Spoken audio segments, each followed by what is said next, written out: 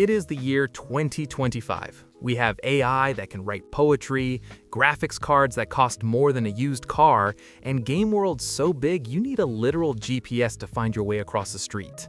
We're living in the future we dreamed about. But honestly, sometimes the future is exhausting. You fire up a console and there's a system update, then a game update, then a shader compilation shader update. By the time you're actually playing, you're too tired to care. So this week, I decided to do something radical. I turned my back on the ray tracing and the 100GB day one patches. I reached back into the archives, blew the dust out of a 30-year-old plastic brick, and booted up The Legend of Zelda: A Link to the Past. A game that came out in 1991, back when the biggest global concern was running out of AA batteries, not GPU shortages. And I have to tell you, replaying this in 2025 wasn't just a nostalgia trip, it was a revelation.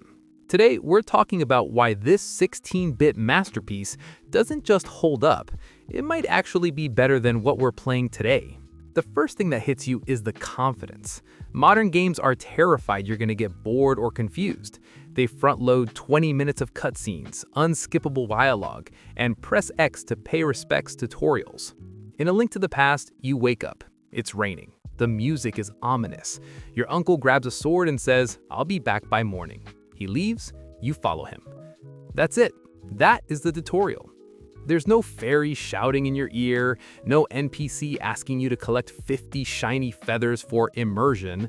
You just go. Within 5 minutes, you have a sword, a mission, and that classic, "it's dangerous to go alone" energy humming in your veins. It treats you like an intelligent human being. It assumes you understand that if there's a hole in the ground, you should probably jump in it. If there's a bad guy, you should probably hit him. It's refreshing. In 2025, we're so used to games holding our hands that we've forgotten how good it feels to just be thrown into the deep end. The rain, the thunder, the urgency. It's immediate immersion without needing a 4K texture pack to sell it. Now, let's talk about the world. If you look at a screenshot of Hyrule today, it looks tiny. You could probably walk across the map in the time it takes to fast travel in a modern open-world game. But here is the magic trick. It feels huge, and more importantly, it feels dense. I want you to think about the last Ubisoft-style open-world game you played. You open the map, and what do you see? It looks like someone spilled a bag of Skittles on a touchscreen. You aren't exploring, you're commuting. You're a GPS-obsessed cartographer just clearing icons off a list. A Link to the Past doesn't do that. The world fits into your mental map. You learn the lay of the land by walking it. Oh, that weird rock formation? I bet I can move that later. That crack in the wall? I need a bomb. Exploration here is tactile. It's logical. If a bush looks suspicious, you cut it. If a statue looks out of place, you push it. You are discovering secrets because you're curious, not because a waypoint told you fun detected here. Every square inch of this 16-bit world has a purpose. There is no dead space. Compare that to the miles of procedurally generated emptiness we get today.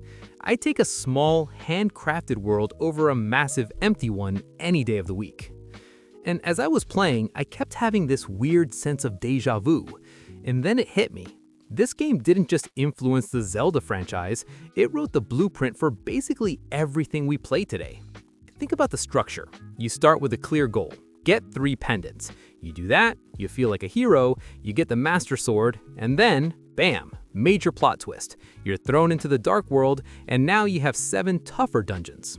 Does that loop of exploration, mastery, revelation, punishment sound familiar? It's the DNA of Hollow Knight. It's the skeleton of Dark Souls. Heck, even Elden Ring, that glorious open-world migraine of discovery, owes a quiet nod to Link's 16-bit exploits. Replace your rupees with runes. Replace the boomerang with a great sword that scales with dexterity. It's the same primal satisfaction. You're not winning because your number went up. You're winning because you learned the world. Even Tears of the Kingdom back in 2023 was basically just a Link to the Past with physics and existential weapon decay. You can almost hear Shigeru Miyamoto whispering from 1991, "See, I told you we were onto something." And we have to talk about the sound. In 2025, we have live orchestras for video games. Hans Zimmer is out here doing soundtracks. But back then, Koji Kondo was composing magic on a sound chip with fewer channels than a broken FM radio. It still slaps. That mood shift when you enter the dark world, it's instant storytelling. Try humming a specific track from last year's biggest AAA release. Oh wait. Exactly. But you can hum the Kakariko Village theme right now. But don't let the cute music fool you. This game is hard, and not in a buy a loot box to win way. Replaying this reminded me that older games respected your time differently. There's no autosave every 30 seconds. If you die in a dungeon, you start at the beginning of the dungeon.